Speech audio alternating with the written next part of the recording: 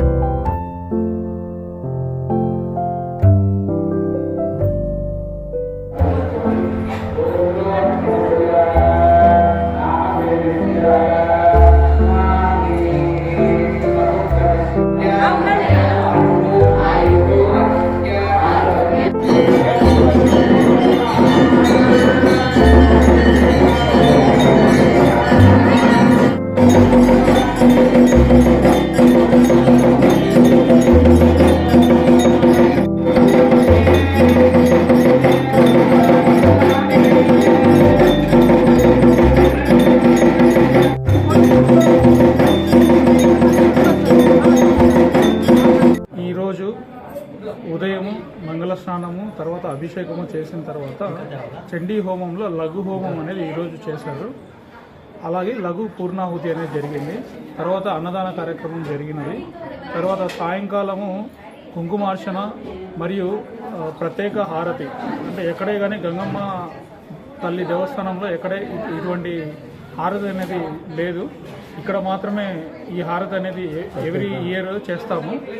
So తర్వాత రేపు వచ్చేసి ఉదయాన్నే చల్ల అనేది గ్రామ ప్రజలు తీసుకొని వస్తారు. దాని తర్వాత చండీ హోమము మిగతా కార్యక్రమం జరుగుతుంది. అలాగే కలశ పూజ, యాక్చువల్గా గోపురం పైన కలశ పూజ అనేది 21 సంవత్సరం అయిన సందర్భంగా ఈరోజు మళ్ళీ అంటే రేపు కలశ పూజ అనేది కూడా చేస్తాము. చేసిన తర్వాత అమ్మవారికి పల్లకీ సేవ అనేది జరుగుతుంది.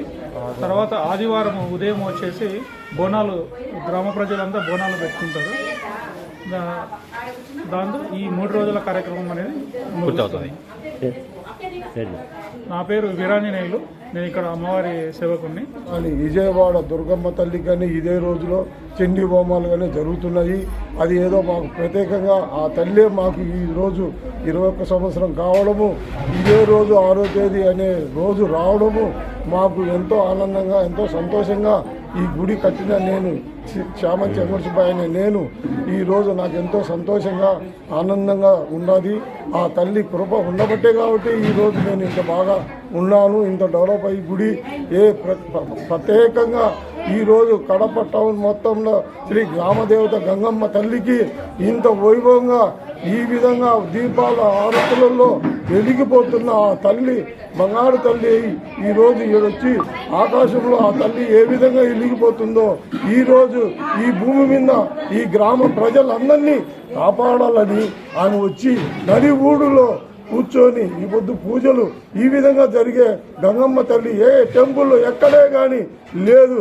ఇంత ఇగ్గరము, ఇంత అలంకరణలు ఏ గంగమ్మ తల్లికి జరగపోదు.